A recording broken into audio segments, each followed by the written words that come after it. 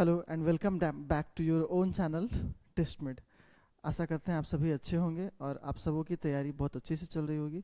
जैसा कि आप लोगों को पता है कि अब हमारे पास बहुत कम समय रह गया है अपने एग्ज़ाम को लेकर, और अब बिल्कुल क्रूशियल टाइम हमारे पास बचा है। तो अब समय आ गया है ज़्यादा से ज़्यादा सेट प्रैक्टिस करने का। जितने भी अब बिल्कुल भी डीप थ्योरी की तरफ ना बढ़ें। अब जितने भी आपने शॉर्ट नोट्स बनाए हैं, जिसको भी हाईलाइट किया है, बोल्ड किया है, अंडरलाइन किया है, वो सारे पॉइंट्स को पढ़ने का समय आ चुका है। चलिए, तो आज हम लोग आपके बीच लेके आए हैं रेडियोग्राफिक पोजिशनिंग, और इसी सिलसिले में हम लोग बहुत सारे इंपॉर्टेंट क्वेश्चंस करेंगे, क्वेश्चन सेशन करेंगे। जिन किन्हीं को भी दिक्कत लगे वो हमारे कमेंट सेक्शन में ज़रूर बता सकते हैं, हमारे लाइव सेशन में जुड़ सकते हैं। और सबसे इम्पॉर्टेंट चीज़, हमारे चैनल को लाइक शेयर सब्सक्राइब करना बिल्कुल ना भूलें। जो भी आपके मित्र सहपाठी BTSC एक्स टेक्नीशियन की तैयारी कर रहे हैं, उन तक ये चैनल को पहुंचाएं। ओके, चलिए, तो आज की क्लास की शुरुआत करते हैं हम लोग पहला सवाल के साथ। तो आइए पहला सवाल देखते हैं हम लोग। The position of the elbow best demonstrate the olecranon. कोहनी की कौन सी स्थिति में ओलेक्रोनॉन प्रक्रिया सबसे अच्छी प्रदर्शित होती है ना? सबसे अच्छी प्रदर्शित होती है। आइए, तो इसमें हम देखते हैं। सबसे पहले ओलेक्रोनॉन होता क्या है? What is olecranon? ये आपका बोनी प्रोमिनेंस है। क्या है ये? Bony prominence.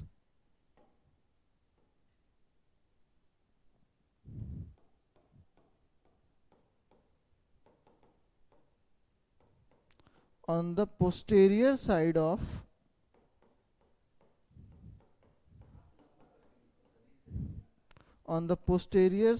ऑफ एल्बो, है ना?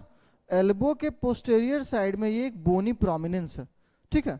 और बेसिकली इसके काम क्या है, बेसिकली क्या होता है और क्या होता है इसमें? ये दिस पोजीशन, सॉरी, ये क्या है? पोस्टेरियर साइड ऑफ एल्बो में होता है, जहां पे आपका एंड ऑफ अल्ना होता है। क्या होता है आपका? End of ulna. End of ulna, ulna का एंड यहाँ पे होता है। इसे हम लोग क्या बोलते हैं? टिप बोलते हैं, एल्बो टिप बोलते हैं। क्या बोलते हैं? एल्बो टिप, है ना? जो हमारे एल्बो पे एक टिप बनता है, बोनी प्रोमिनेंस बनता है, उसे हम लोग क्या बोलते हैं? ओलेक्रोनॉन। आइए आप लोगों को हम इसकी इमेज दिखाते हैं। चलिए पहले इसकी बात कर लें कि कोहनी की कौन सी स्थिति में ओलेक्रोनॉन प्रक्रिया सबसे अच्छी प्रदर्शित करती है। तो ये बेसिकली आपकी जो होगी वो लैटरल में होता है। किस में होता है? लैटरल में। अच्छा, लैटरल में भी कौन सा? Lateral with flexed 90 degree, lateral with flexed elbow.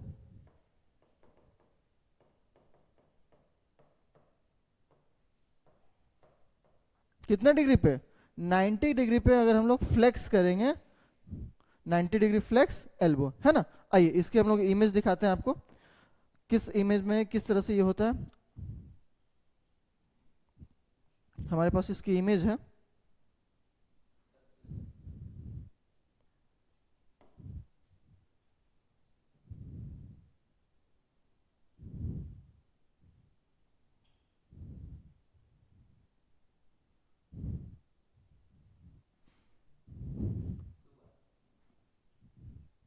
ये देखिए, बोनी प्रोमिनेंस की हम लोग बात किए हैं, है ना? ओलेक्रोनॉन प्रोसेस, ये आपका ओलेक्रोनॉन प्रोसेस है। ये देखिए पोस्टेरियर पार्ट में है, this is the posterior part. ये पोस्टेरियर पार्ट में आपका है, this is the posterior part. और क्या है? ये बोनी प्रोमिनेंस है ना? तो ये हम लोगों को, ये देखिए एल्बो को जब हम लोग फ्लेक्स करके रखें कितने डिग्री पे? At 90 degree, 90 degree flex elbow, है ना? चलिए, तो इस तरह से हम लोगों को ये मिल रहा है।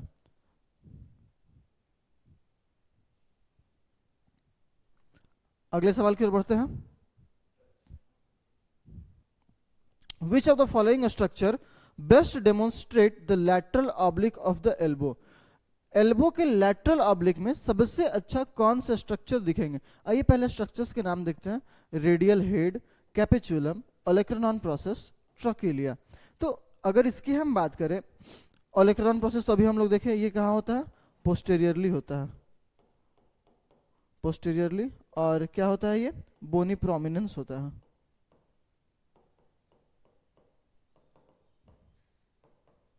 इसके साथ ही ट्रोकिलिया और कैपिचुलम। कैपिचुलम क्या होता है? एनीवन फ्रॉम द सेशन बताइए फटाफट से। कैपिचुलम और ट्रोकिलिया क्या होता है? देखिए ट्रोकिलिया जो होता है ये मेडियल कॉन्डाइल होता है। क्या होता है ट्रोकिलिया? मीडियल कॉन्डाइल, ये मीडियल साइड में होता है। और कैपिचुलम जो होता है ये आपका लैटरल कॉन्डाइल होता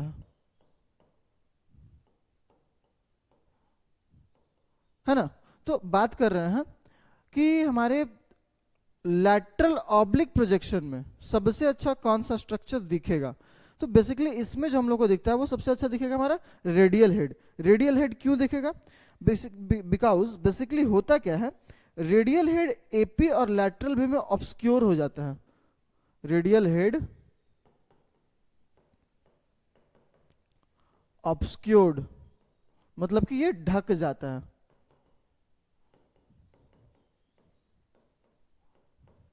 है ना? ये एपी और लैटरल में ढक जाता है और हमारा लैटरल ऑब्लिक में ये पूरे कंप्लीटली विजुअलाइज हो पाता है। ठीक है, चलिए अगले सवाल की ओर बढ़ते हैं। Which of the following structure, sorry अगले सवाल की ओर बढ़ते हैं हम लोग। Which X-ray projection is use to demonstrate the sella turcica? देखिए पहले सबसे पहले सेला टर्सिका है क्या? निम्न में से सेला टर्सिका को प्रदर्शित करने वाली एक्सरे प्रक्षेपण का उपयोग किसके किया जाता है ना? तो बेसिकली सेला टर्सिका है क्या, कहाँ पे होता है ये? तो आपके ये स्कल में होता है, आप लोगों को पता है, बहुत अच्छे से पता है। सेला टर्सिका क्या है? ये एक डिप्रेशन है। कहाँ प्रेजेंट होता है? स्फेनोइड बोन में।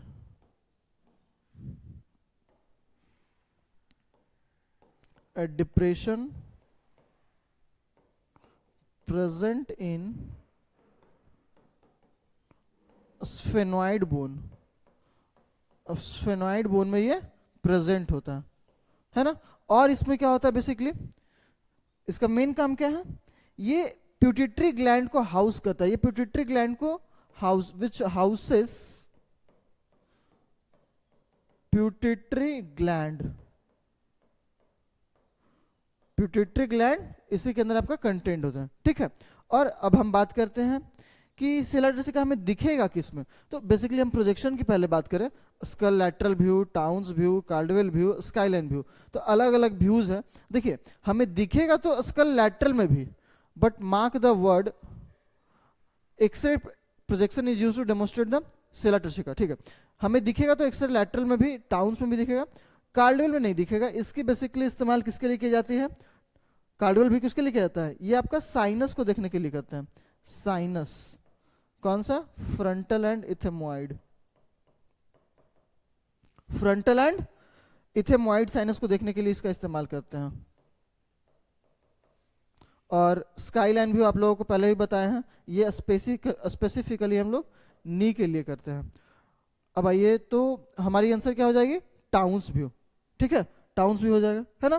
तो इसमें आप लोगों को टाउन्स व्यू पहले ही बताए हैं। टाउन्स व्यू किस तरह का प्रोजेक्शन है? Which kind of projection is Towne's view? Towne's view आपका fronto occipital with 30 degree caudal angulation ये प्रोजेक्शन होता है। ठीक है, अगले सवाल की ओर बढ़ते हैं। Lauenstein projection view is done for, Lauenstein projection दृश्य किसके लिए किया जाता है? ऑप्शन हमारे हैं पेल्विस के लिए, एसाई ज्वाइंट के लिए, हिप ज्वाइंट के लिए, एब्डोमेन रीजन के लिए। तो हमारे लाउंस्टीन प्रोजेक्शन जो होता है बेसिकली ये हिप ज्वाइंट को देखने के लिए किया जाता है। किसके देखने के लिए किया जाता है? हिप ज्वाइंट को देखने के लिए लाउंस्टीन प्रोजेक्शन किया जाता है। और ये आपको डेमोन्स्ट्रेट क्या करता है? Because it demonstrate the lateral relationship, lateral relationship between, ये किसके किसके बीच का रिलेशनशिप दिखाता है? Head of femur and acetabulum. किसके किसके बीच का? Head of femur and acetabulum, है ना? तो ये बेसिकली किसको दिखाता है?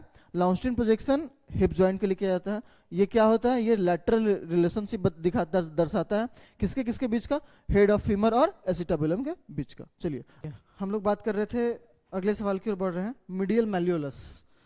Medial मैल्यूलस is the part of, basically ये हमारा कहाँ होता है? It is present in the lower limb, lower limb में ये प्रेजेंट होता है। और ये किसकी पार्ट होती है? It is the part of tibia, ये टीबिया का पार्ट होता है। मिडियल साइड में जो बोनी प्रोमिनेंस होता है हमारा, वो किसका होता है, किसकी वजह से होता है, ये मिडियल मेल्यूलस की वजह से होता है। आइए आप लोगों को इसकी इमेज दिखाते हैं आप लोगों को, इमेज में ज़्यादा बेटर क्लियर होगा आप लोगों को, है ना, अच्छे से समझ पाएंगे, इमेज में अच्छे से हम लोग समझ पाएंगे। ये रहा आपका मिडियल मेल्यूलस। तो ये देखिए आपका लैटरल कॉन्डाइल है, ये मिडियल कॉन्डाइल है। ये तो आपके ऊपर की आर्टिकुलेशन हो जाएगी। ये कहाँ से आपका आर्टिकुलेट करेगा, this articulates to the femur, this is the articulation for femur. ये आपका फीमर की बात हो रही है ना, ये दोनों। और यहाँ आप देखिए इंटरनल मेल्यूलस एंड मिडियल मेल्यूलस, ये आपकी हो गई मिडियल मेल्यूलस, जो कि किसका पार्ट है, it is the part of tibia. ये किसका पार्ट है, टीबिया का पार्ट है ना। चलिए आगे बढ़ते हैं अगले सवाल की ओर।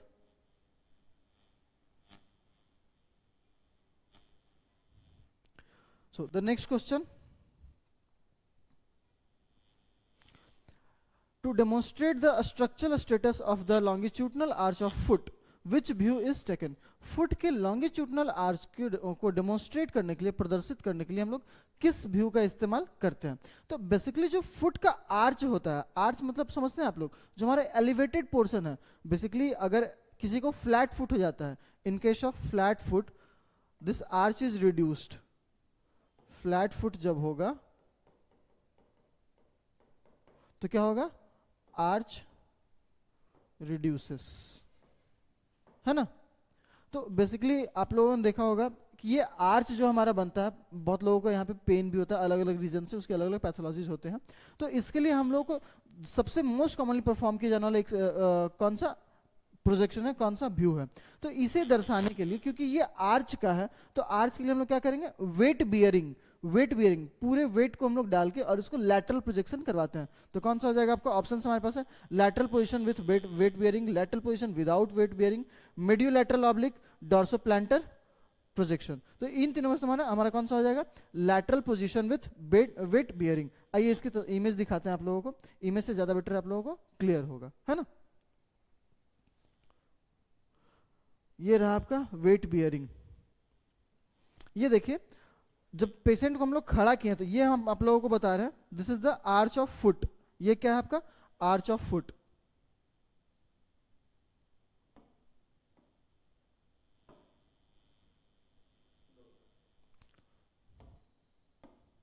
ये आपका आर्च ऑफ फुट है।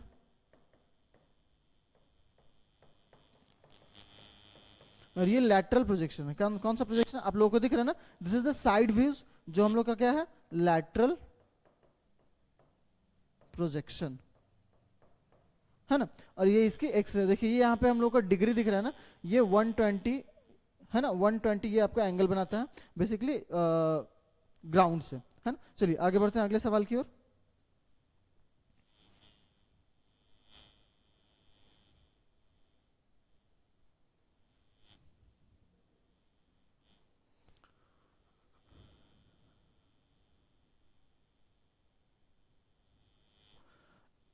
In axial view of calcaneum, the cassette is kept under the ankle in the plantodorsal position and tube is angled. Calcaneum के अक्षीय दृश्य में कैसेट को प्लांटो पृष्ठ के पृष्ठीय स्थिति में टखने के नीचे रखा जाता है और ट्यूब को कोन दिया जाता है।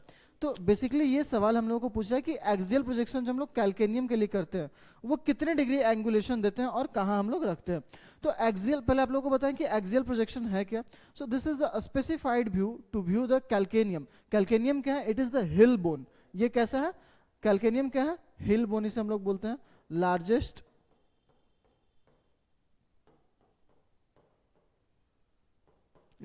Bone of foot. फुट का ये सबसे बड़ा बोन होता है ना। आइए आप लोगों को इसकी इमेज दिखाते हैं, इमेज से आप लोगों को ज्यादा बेटर क्लियर होगा। बेसिकली एक्सियल व्यू जो हम लोग करते हैं तो पेशेंट को किस तरह से पोजिशनिंग करते हैं हम लोग और इसकी क्या हमारी एंगुलेशन होती है। तो ये देखिए आप लोगों को कैल्केनियम की जो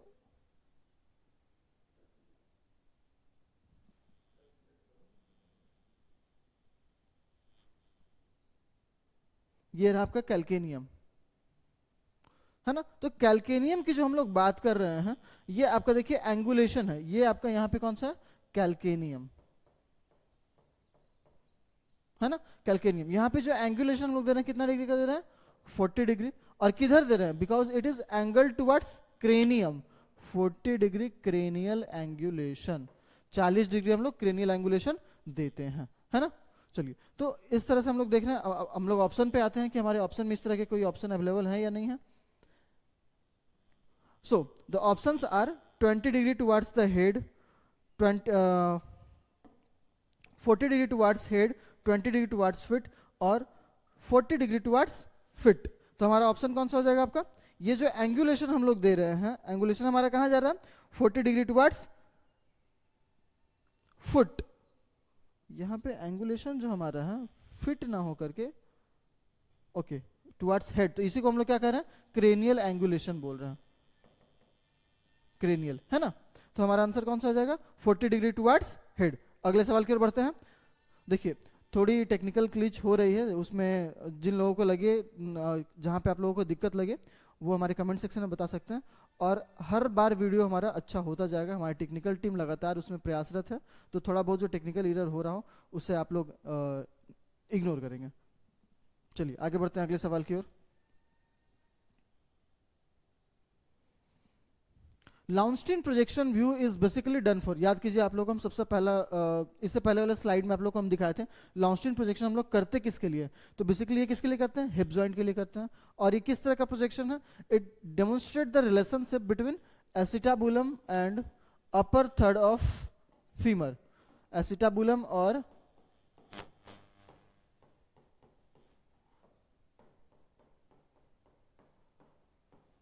अपर थर्ड ऑफ फीमर के बीच का ये रिलेशनशिप दर्शाता है। आइए ऑप्शन देखते हैं, pelvis, SI joint, hip joint and the upper third of femur, chest region. तो हमारा आंसर कौन सा हो जाएगा, hip joint and upper third of femur. चलिए अगले सवाल की ओर बढ़ते हैं। The next question, in reverse towns projection central रे एट, रिवर्स टाउन प्रक्षेपण में केंद्रीय किरण कहां पे होता है और ये किस तरह का प्रोजेक्शन है। तो जो रिवर्स टाउन प्रोजेक्शन, ये देखिए यहां पे हम लोग लिखे हुए भी हैं पहले से कि ये पीए प्रोजेक्शन है। आप लोग को हम बताएं, दो प्रोजेक्शन हमारा, एक है रिवर्स टाउन्स और दूसरा है टाउन्स। इसको हम लोग टाउनीज बहुत लोग बोलते हैं, टाउनीज एंड रिवर्स टाउनीज, दो प्रोजेक्शन है।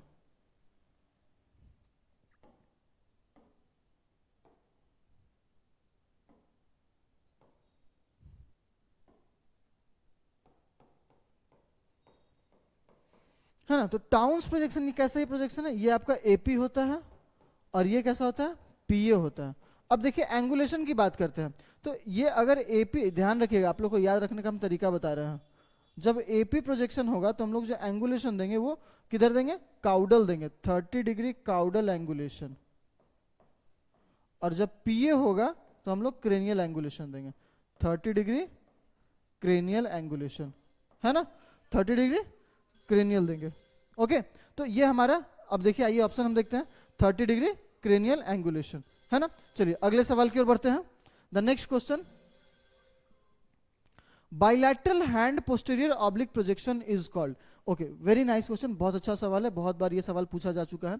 बाइलैटरल हैंड, द्विपक्षीय हाथ पश्च तिरछा प्रक्षेपण भी कहा जाता है। इसका हम लोग, what is the another name, इसके दूसरा नाम क्या है ना।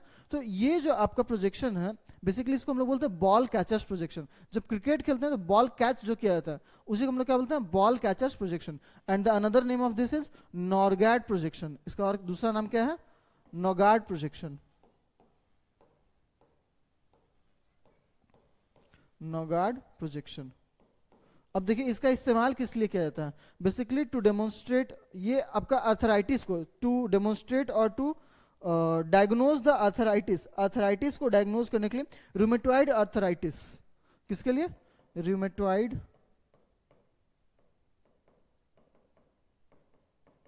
अर्थराइटिस हेतु इसे किया जाता है। और इसके और किसके लिए, to demonstrate fracture, fracture of fifth, है ना, fracture of fifth metacarpal, fracture of fifth metacarpal, fifth metacarpal के अगर बेस में कोई फ्रैक्चर हो तो उसे डेमोन्स्ट्रेट करने के लिए भी हम लोग बॉल कैचर्स व्यू का इस्तेमाल करते हैं। आइए आप लोग को हम दिखाते हैं, इसकी इमेज दिखा दें। तो ये हमारा बॉल कैचर्स व्यू कहलाता है।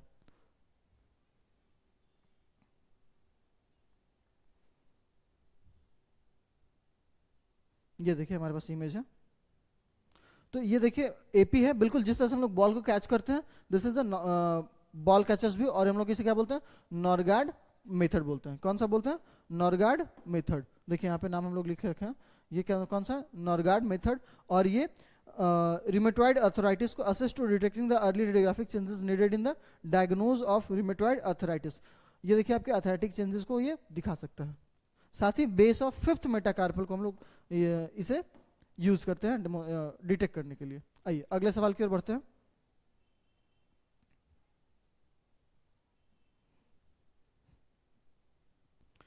The bicipital groove of humerus can be demonstrated. Humerus के द्विकीपाल नाली का प्रदर्शन किया जाता है निम्न में से कौन से व्यू में, है ना? तो बाइसिपिटल ग्रूव, सबसे पहले ये देखिए कि बाइसिपिटल ग्रूव हम लोग किसे बोलते हैं? तो ये आपका, इसे हम लोग और क्या बोलते हैं? इंटर ट्यूबरकुलर सल्कस भी बोलते हैं। अगर आप लोगों को याद हो ह्यूमरस की एनाटॉमी, तो ये इसे हम लोग और क्या बोलते हैं? इंटर ट्यूबरकुलर सल्कस, है ना? तो ये आपका lesser tubercle in between greater and lesser tubercle.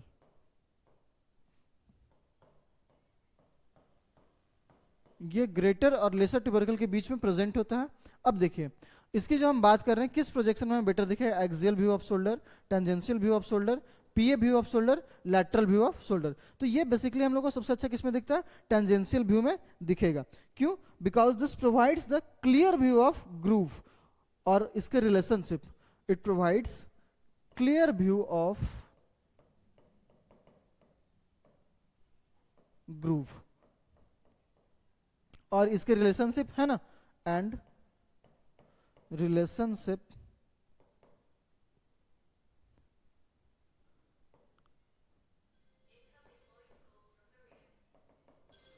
और रिलेशनशिप दर्शाता है ना? किसके बीच का? Tubercle, relationship with tubercle.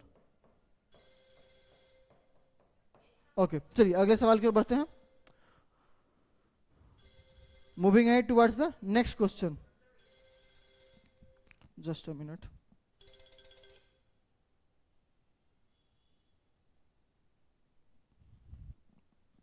अगले सवाल की ओर बढ़ते हैं हम लोग। Iliac crest used as landmark in making a radiograph of. Iliac crest का हम लोग किस रेडियोग्राफ में लैंडमार्क के तौर पे इस्तेमाल करते हैं? और हमारे ऑप्शंस क्या क्या है? AP view of hip, neck of femur, plain KUB, plain abdomen. तो बेसिकली जो इलियक क्रेस्ट होता है वो कहां पे होता है आप लोगों का? बताइए, anyone from the session, where is the iliac crest located? और इसका इस्तेमाल हम लोग किसके लिए करते हैं? तो इसका जो इस्तेमाल होता है हम लोग किसके लिए करते हैं?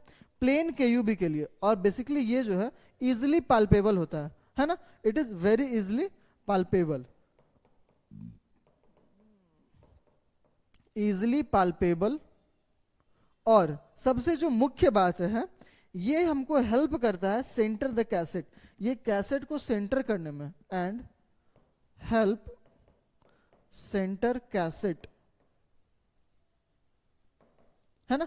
कैसेट को सेंटर करने में ये हमारा हेल्प करता है। साथ ही कि हमारा पूरा इस रेडियोग्राफ में पूरे एब्डोमेन का सरफेस एरिया हमारा आ जाए, इसमें ये हमारा मदद करता है ना? तो ये आपका कौन सा हो जाएगा? प्लेन केयूबी में आपका इलियक क्रेस्ट लैंडमार्क के रूप में सर्व करता है। चलिए अगले सवाल की ओर बढ़ते हैं। All are the parts of circle of Willis. Very important question. Circle of Willis ये एनाटॉमी की पार्ट है, ये एनाटॉमी से सवाल है और हर बार लगभग ये सवाल पूछे जाते हैं। तो बेसिकली जो सर्कल ऑफ विलिज होते हैं, इसमें कितने टोटल आपके कितने आर्टरीज और कितने ये हैं? बताइए, anyone from the session, total कितने हैं? कितने आर्टरीज हैं और कौन कौन से हैं, ये नाम बताइए। Anyone from the session? बहुत अच्छा सवाल है। सर्कल ऑफ विलिज,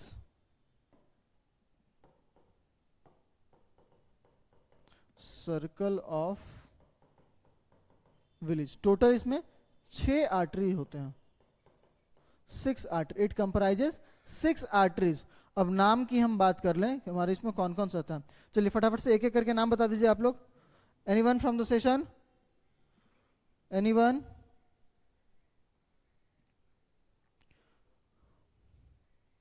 चलिए, तो हमारे पास इसमें कौन कौन सा है? एसीए, एंटेरियर सेरेब्रल आर्टरी, ध्यान रखिएगा आप लोग, इसको नोट डाउन कर लीजिएगा अपने नोट्स में। पोस्टेरियर सेरेब्रल आर्टरी, और कौन सा होगा आपका? कम्युनिकेटिंग आर्टरी होती है दोनों साइड की, anterior and posterior communicating artery, है ना? एंटेरियर कम्युनिकेटिंग आर्टरी, और कौन सा होगा? पोस्टेरियर कम्युनिकेटिंग आर्टरी, और कौन सा होगा हमारा? बताइए फटाफट से बताइए। बेसिलर आर्टरी होगा, है ना? और कौन सा होगा? इंटरनल कैरोटिड आर्टरी होगा। कौन सा होगा? Basilar artery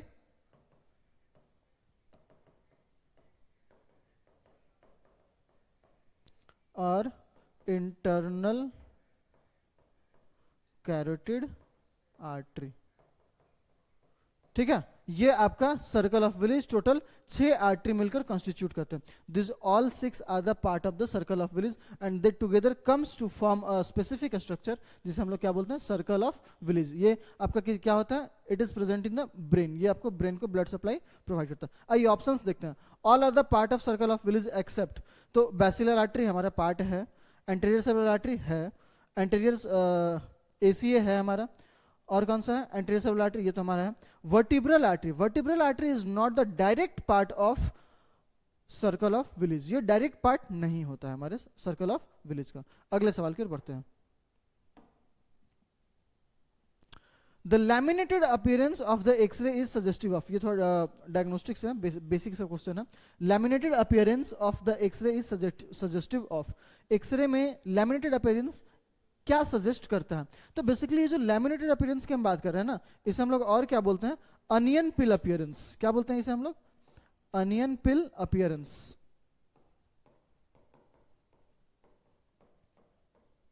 onion pill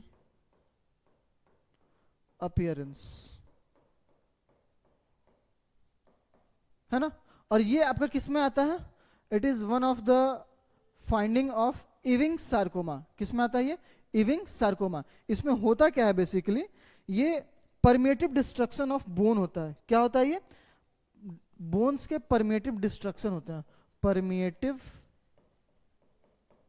destruction of bone होता है। आइए इसकी तस्वीर दिखाते हैं आप लोगों को, तस्वीर से ज्यादा बेटर क्लियर होगा। इमेज हमारे पास है अवेलेबल।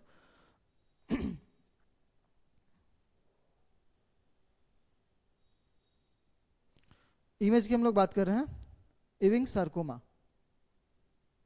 ये देखिए इविंग सार्कोमा, इसमें इसमें आप लोगों को दिख रहा होगा अनियन पिल अपीयरेंस,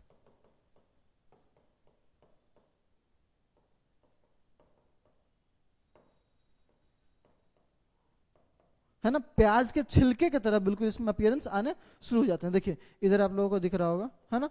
ये आपके अनियन पिल अपीयरेंस कहलाते हैं, ठीक है? चलिए अगले सवाल की ओर बढ़े।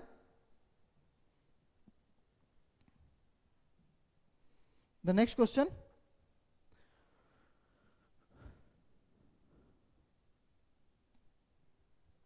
In lateral view of elbow, it is advisable to keep, आप लोगों को सबसे पहला सवाल हम बताए थे, ध्यान याद कीजिए। हम लोग जो सबसे पहला सवाल देखे थे ओलेक्रोनॉन फोसा के लिए, ओलेक्रोनॉन प्रोसेस के लिए, तो बेसिकली उसमें भी हम लोग देखे थे लैटरल व्यू होता है। लेकिन लैटरल व्यू में हम लोग क्या रखे थे?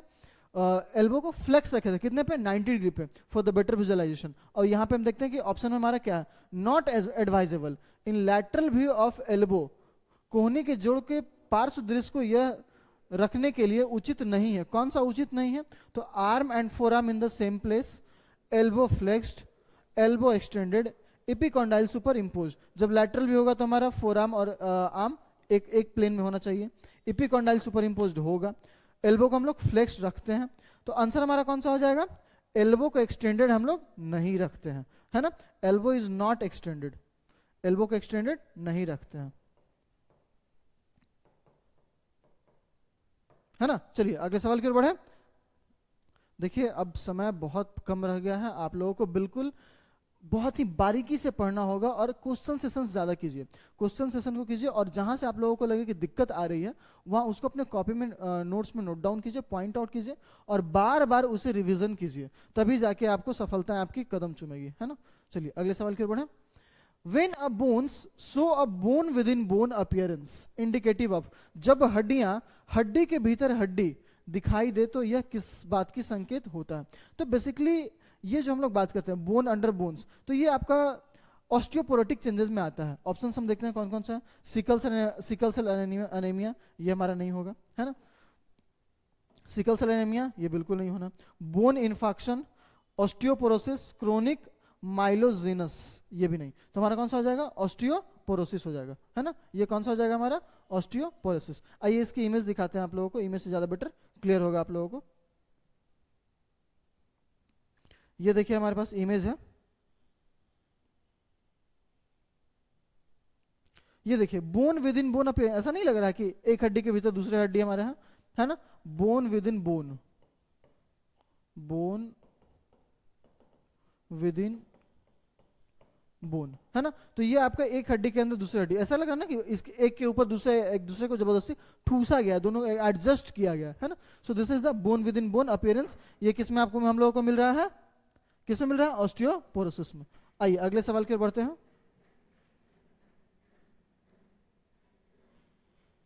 The next question, what is the ball catchers और नॉर्गार्ड व्यू। आप लोगों को हम इमेज भी दिखाया था, अगर याद होगा आप लोगों को, इससे पहले हम आप लोगों को इमेज दिखाए थे कि नॉर्गार्ड प्रोजेक्शन जिसे हम बोल रहे हैं, या फिर बॉल कैचर्स जो बोल रहे हैं, ये किसके लिए करते हैं। तो बेसिकली ये किसके लिए कर रहे थे हम लोग, हैंड एपी के लिए कर रहे हैं, है ना।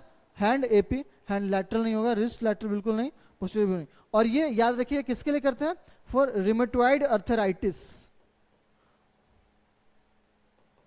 रिमेटॉइड अर्थराइटिस को देखने के लिए हम लोग ये व्यू का इस्तेमाल करते हैं, है ना। चलिए अगले सवाल की ओर बढ़े।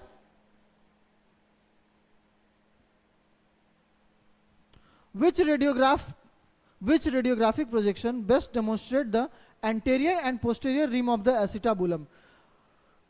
कौन से रेडियोग्राफ प्रक्षेपण एसिटाबुलम के पूर्व काल और पीछे के रीम को सबसे अच्छा प्रदर्शित करती है। हमारे पास ऑप्शंस है AP pelvis, lateral pelvis, Judet's view, all the above. याद कीजिए आप लोग को एक हम लॉन्स्ट्रीम प्रोजेक्शन दिखाए थे, उसमें क्या था, एसिटाबुलम और अपर थर्ड ऑफ फीमर की रिलेशन थी, लेकिन यहाँ पे एक प्रोजेक्शन आ रहा है जिसे हम लोग बोलते हैं Judet's view. Judet's view demonstrate the relationship between the anterior and posterior rim of the acetabulum, है ना। तो इसमें कौन सा आपका आ जाएगा, जडेट्स व्यू। ठीक है, ध्यान रखिएगा, ये सारे जितने भी नेम्ड प्रोजेक्शन है, ये सब आप लोगों को ध्यान रखना और याद रखना पड़ेगा। बहुत सारे सवाल आते हैं, शायद इससे सवाल आपका एम्स में भी आया और बहुत सारे एग्जाम्स में आपके एमसीआरई में से सवाल आ चुके हैं, और शायद इससे ये सवाल पहले भी पूछा जा चुका है। तो नेम प्रोजेक्शन जितने भी हैं आप सबों को ध्यान में रखना होगा। अगला सवाल, lingula of the lung is best seen in which x ray. तो सबसे पहले जो हम लोग बात करेंगे, लिंगुला होता कहाँ है। लिंगुला is present in left lobe of lung. कहाँ होता है, लेफ्ट लोब ऑफ लंग्स में ये प्रेजेंट होता है ना। अब हम बात करते हैं कि जो लोब है वो हमारा सबसे बेस्ट किस में दिखता है। तो लोब हमारा सबसे बेस्ट दिखता है लॉर्डोटिक व्यू में। किस में दिखेगा, लॉर्डोटिक व्यू में। आइए इस तरह का ऑप्शन देखते हैं, हम ढूंढते हैं। तो सबसे पहला ही हमारा ऑप्शन है lordotic view. Apical left decubitus and right lateral decubitus नहीं होना। अगले सवाल की ओर बढ़े। Which projection of the foot best demonstrate the longitudinal arch. हम लोग पहले भी देखे हैं, है ना। वेट बियरिंग जो होता है हमारा वो बेस्ट डेमोन्स्ट्रेट करता है। Weight bearing view best demonstrate the longitudinal arch. इसकी इमेज आप लोगों को दिखा चुके हैं, एक बार फिर से देखना चाहेंगे क्या आप लोग। आइए दिखा देते हैं, ध्यान रखिएगा ये इंपॉर्टेंट है, इसलिए हम बार बार आपको इसको दिखा दे रहे हैं।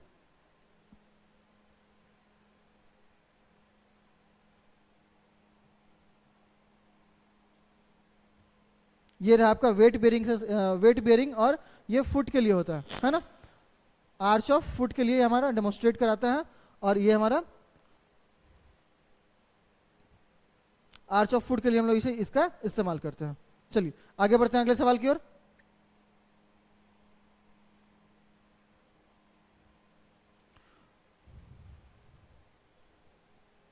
हेलुक्स view basically done for, hallux view हम लोग किसके लिए करते हैं? तो ये जो हेलुक्स की बात आ रही है ये कहाँ पे होता है? आपका टो रीजन में होता है, लोअर लिम्ब के टो रीजन में होता है, जो अंगूठा होता है, बड़ा सा बड़ा जो फिंगर होता है आपका, उसे हम लोग क्या बोलते हैं? हेलुक्स बोलते हैं। यहीं पे आपका दो सेस्मोइड बोन भी प्रेजेंट होता है। तो हेलुक्स व्यू हम लोग किसके लिए करेंगे? फॉर द रिस्ट बिल्कुल नहीं होना है, मेटाकार्पल नहीं, पैटेला बिल्कुल नहीं। हाँ, किसी लिए करते हैं? टो के लिए। पटेलिया कॉलोनी के हम लोग कौन सा करते हैं? Skyline view. कौन सा करते हैं? Skyline view. आइए इसकी इमेज दिखाते हैं आप लोगों को हम।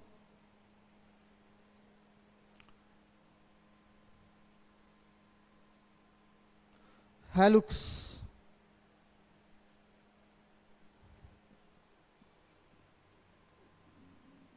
ये रहा, ये देखिए, ये आपका, इसे हम लोग क्या बोल रहे हैं? हेलुक्स।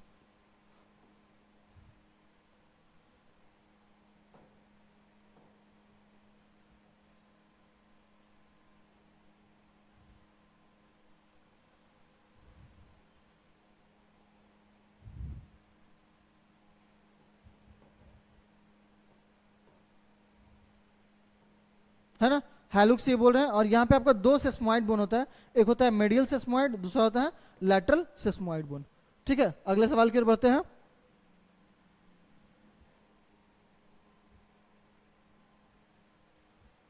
The occipital bone is best demonstrated with what skull position?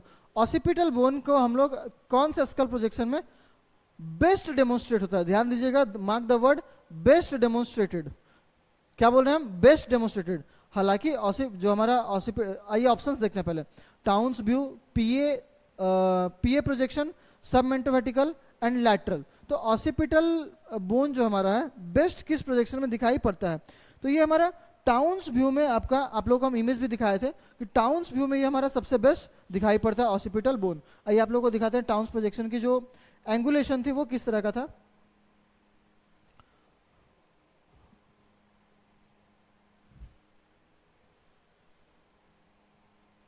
ये देखिए, टाउन्स प्रोजेक्शन में जो हम लोग एंगुलेशन देते हैं वो कितना होता है? 30 डिग्री होता है। किधर? काउडली होता है ना? 30 degree caudally for the Towne's projection, क्योंकि ये एपी है और रिवर्स टाउन्स में 30 डिग्री क्रेनियली देते हैं। तो ये इस तरह से हम लोग इसमें प्रोजेक्शन देते हैं और इसकी बात हम लोग कर रहे थे। अगले सवाल की ओर बढ़ते हैं। Which view of the nasal bone shows the bony nasal septum? नाक की हड्डी कौन से दृश्य में बोनी नाक सेप्टम को दर्शाता है? चलिए, एनीवन फ्रॉम द सेशन, कोई बताएंगे फटाफट से? याद कीजिए, आप लोग हम पहले ही बताए थे वाटर्स व्यू, जो कि बेसिकली हम लोग पीएनएस के लिए करते हैं और पीएनएस में हम लोग को दर्शाता है ये। और वाटर्स व्यू में हम लोग को ये व्यू दिखेगा। आइए ऑप्शन में देखते हैं हमारे पास किस तरह का ऑप्शन है क्या। तो lateral projection, AP projection, waters projection, oblique projection. तो ये हम लोग किस में दिखेगा? वाटर्स व्यू में दिखेगा। बिकॉज क्यों ये दिखाई पड़ता है? क्योंकि ये क्लियर असेसमेंट देता है। It allows the clear assessment of septum position, है ना, बिना किसी डेविएशन के। सेप्टम पोजिशन,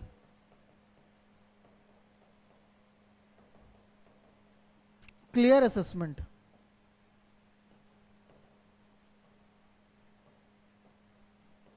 ये सेप्टम के पोजीशन को क्लियर असेसमेंट देता है, साथ ही बिना किसी डेविएशन के, और helps diagnosing fracture, diagnosing fracture. ठीक है, आइए अगले सवाल की ओर बढ़ते हैं, फटाफट से चले। ज़ाइगोमेटिक आर्च बेस्ट डेमोन्स्ट्रेटेड इन विच व्यू? ये बहुत अच्छा सवाल है, अक्सर ये कंफ्यूजन होता है लोगों को, है ना। तो ज़ाइगोमेटिक आर्च बेस्ट किस व्यू में दिखाई पड़ता है? ऑप्शन हमारे यहाँ पास है Towne's projection, submento vertical, oblique tangential, all the above. चलिए आप लोग पहले फटाफट से बताइए कि इसमें से कौन सा हमारा आंसर होगा। एनीवन फ्रॉम द सेशन, और क्यों होगा ये भी बताइएगा, क्योंकि ये बहुत ही इंपॉर्टेंट सवाल है और अक्सर ये पूछा जाने वाला सवाल है। देखिए होता क्या है यूजुअली, एक्चुअली ज़ाइगोमेटिक आर्च आपके टाउन्स प्रोजेक्शन में भी दिखेगा, सबमेंटो वर्टिकल में भी दिखता है, लेकिन ये सवाल कर रहा है कि बेस्ट डेमोन्स्ट्रेटेड। तो बेस्ट डेमोन्स्ट्रेटेड जब भी पूछा जाएगा तो हम कौन सा लगाएंगे? सबमेंटो वर्टिकल। ठीक है, ध्यान रखना है। अगले सवाल की ओर बढ़ते हैं। In case of cervical vertebrae injured patient, जब सर्वाइकल वर्टिब्री का इंजर्ड पेशेंट हमारे पास कोई आएगा तो उसके केस में हम क्या करते हैं, किस तरह से उसके प्रोजेक्शन का हम लोग लेते हैं? तो ऑप्शन हमारे पास है lateral horizontal beam used, lateral horizontal beam का इस्तेमाल करेंगे, lateral vertical beam both none. एक बात आप लोगों को पहले हम बताए थे, ध्यान रखना है, जब भी सर्वाइकल की इंजरी होती है then we don't have to provide the movement to the patient. बिना किसी मूवमेंट प्रोवाइड किए पेशेंट को हम लोगों को उसके इमेज लेनी होती है, बिकॉज सर्वाइकल जब वर्टिब्री की इंजरी है, स्पाइनल कॉर्ड की भी इंजरी हो सकती है, and this are the very sensitive very delicate part of our body, है ना। तो इसके लिए हम लोग कौन सी व्यू का इस्तेमाल करते हैं, तो ये आपका होता है लैटरल विथ हॉरिजॉन्टल बीम। इसकी इमेज दिखाते हैं, पोजिशनिंग किस तरह से हम लोग करते हैं। इसकी पोजिशनिंग जो होती है देखिए इस तरह से होता है, बिल्कुल पेशेंट को मूव नहीं करना, पेशेंट जिस तरह से आया उसी तरह से उसको लेटाएंगे। उसके अपोजिट साइड में lateral one of the year side में हम लोग कैसेट लगाएंगे और दूसरे साइड में हम लोग ट्यूब को लगाते हैं। This is what we call positioning for the lateral supine with horizontal beam, है ना। चलिए अगले सवाल की ओर बढ़े।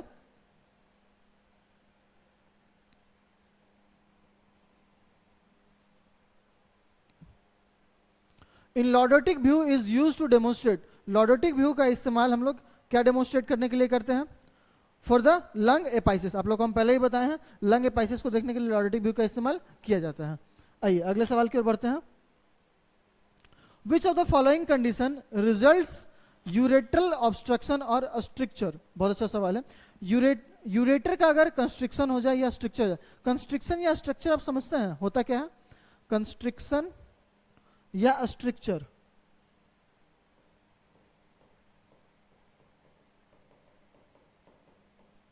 और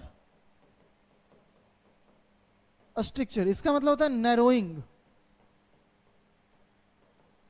अगर ये नैरो हो जाए, अगर ये पतला हो जाए, है ना,